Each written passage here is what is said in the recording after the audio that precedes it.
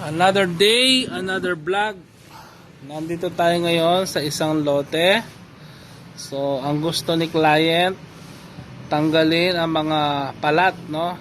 Yung palat ay mahirap putulin yan kung ang gamit mo lang is grass cutter or panggapas, no?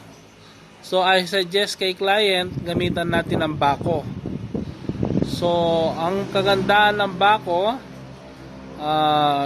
yung mga ugat, no, matatanggal at matagal bago tumubo, no, at hindi agad makaka-recover ang damo gawa ng mauukay siya. After natin ukayin, no, bubunutin yung damo at ipapile sa isang lugar.